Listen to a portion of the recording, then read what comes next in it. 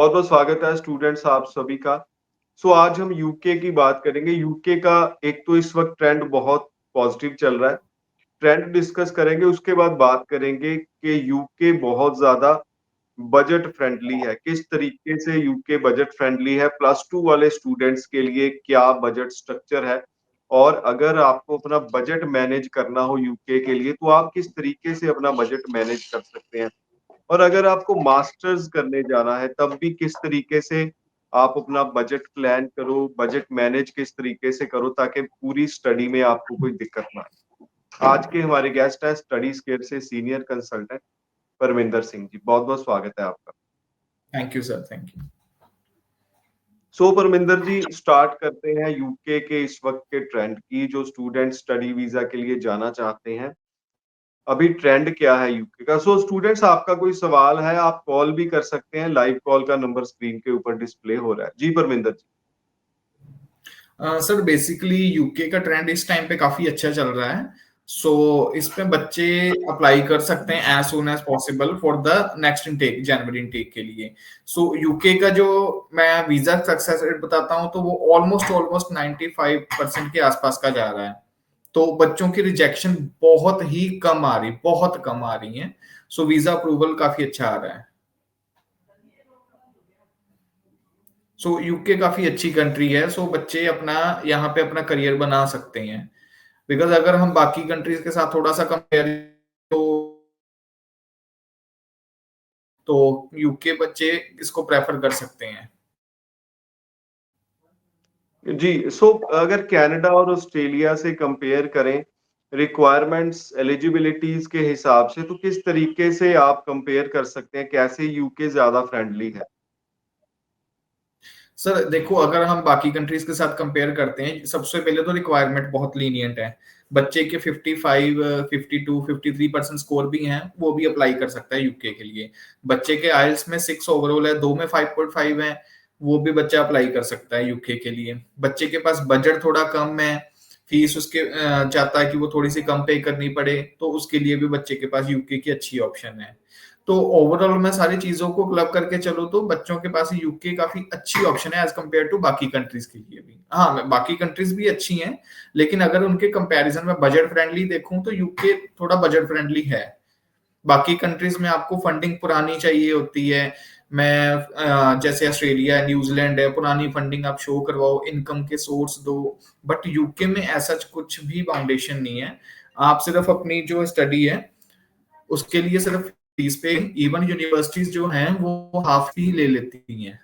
आधी फीस दो, अपने फंडिंग में बाकी के शो करवाओ और अप्लाई करो।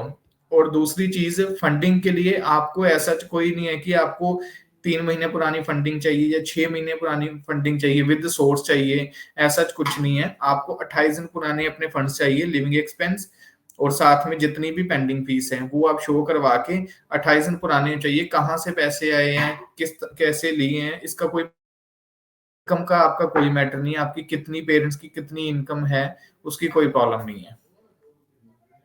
यूके काफी बजट फ्रेंडली हम बोल सकते हैं इसको। जी, as compare to other countries UK के कई फायदे हैं। स्टूडेंट्स, आप यूके जरूर ट्राई कर सकते हो इस वक्त। अगर आपका कोई भी डाउट है तो आप कॉल भी कर सकते हो। कॉल के लिए नंबर स्क्रीन के ऊपर डिस्प्ले हो रहा है। अभी हम बात करेंगे बजट, पूरा स्ट्रक्चर यूके का कैसा है, क्यों यूके को बजट फ्रेंडली कहा जाता है। प्लस टू वाले स्टूडेंट्स के लिए एग्जैक्टली कौन कौन सा खर्चा है अगर उन्होंने यूके जाना हो, कैसे वो अपना बजट प्लान करें, और जो मास्टर्स के लिए जाना चाहते हैं उनके लिए क्या खर्चा है, कैसे वो प्लान करें, और लो बजट वाले कोर्सेज कौन से हैं। जी परविंदर जी। सर मैं सबसे पहले बात करूंगा प्लस टू वाले स्टूडेंट्स के लिए। जो बच्चे recently plus two pass out हैं, उनकी जो रिसेंट वाली स्टडी है प्लस टू है, वो बैचलर के लिए जाना चाहते हैं। यूके में बैचलर डिग्री आपको 3 साल या 4 साल की मिलेगी। तो उसमें ना आपको बेनिफिट ये मिलता है, कुछ यूनिवर्सिटीज बोलते हैं कि आप हमें 50% फीस पे कर दो, 50% आप शो करवा दो, या वीजा लॉजमेंट के लिए आप हमें 50 दो, कुछ का होता है कि हमें 2000 पाउंड की फीस कर दो, कुछ का होता है कि 5000 पाउंड की। सो एवरेजली मैं एक साल की फीस अगर पूरी मान के चलूं बच्चों की, +2 वाले स्टूडेंट्स के लिए फीस जो है ना वो 12 लाख से शुरू हो जाती है फॉर अ 1 ईयर। और इसके अलावा बच्चों ने जो फंडिंग शो करवानी होती है, वो फंडिंग आपकी अप्रोक्स आएगी 13 लाख से लेके 15 लाख के इन बिटवीन, वो फंडिंग आ गई। दूसरा, बच्चों को ना अपना हेल्थ इंश्योरेंस देना होता है, वहां पे ना पे करना होता है अपफ्रंट ही। तो उसमें आपको 3 साल की अगर बैचलर डिग्री है, 3.5 साल का आपका जो हेल्थ इंश्योरेंस है वो जाएगा। इसमें बेनिफिट ये है कि खुदा ना खास्ता बच्चे को कोई वहां पे कोई प्रॉब्लम आती है, तो बच्चे का वहां पे जो ट्रीटमेंट होता है वो फ्री ऑफ कॉस्ट होता है, तो उसको कोई एक्स्ट्रा वहां पे पे करने की जरूरत नहीं होती। ये पूरी की पूरी जो इंश्योरेंस है ना, पूरे आपके कोर्स के ड्यूरेशन के अकॉर्डिंग होती है। 3 साल का कोर्स है, 3.5 साल की आपकी, अगर 4 साल की बैचलर डिग्री है तो 4.5 साल की इंश्योरेंस है, वो आपको पड़ेगी। साथ में अगर 3 साल वाली बैचलर की अकॉर्डिंग बात करूं तो वो 3 लाख के नियर बाय पड़ेगी। तो और एम्बेसी फीस आपकी आ गई कुछ 55,000 के आसपास, 55,000। तो ओवरऑल आपका जो बढ़ गया, फॉर एग्जाम्पल मैं फीस लगा लू 13 लाख की फीस है, 3 लाख ये आ गया, और 16-17 लाख में बच्चे अपना कर सकते हैं यूके के लिए बैचलर डिग्री के लिए।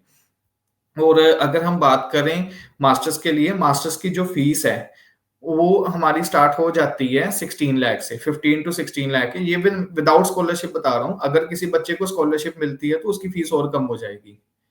तो जो मास्टर्स की फीस है वो आपकी 15-16 लाख से स्टार्ट हो जाती है, और आपको जो हेल्थ इंश्योरेंस पे करना है वो सिर्फ 1.5 साल का ही पे करना होता है, क्योंकि वहां पे सबसे बड़ा बेनिफिट है, जो मास्टर डिग्री है वो सिर्फ 1 साल की है।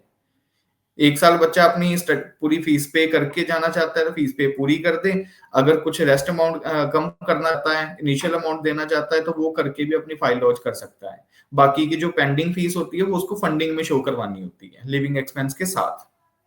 सो मास्टर्स के लिए जो आपका ओवरऑल बजट पड़ेगा वो आपको अप्रोक्स 15 लाख के नियर बाय आ जाएगा, 15-16 लाख के नियर बाय।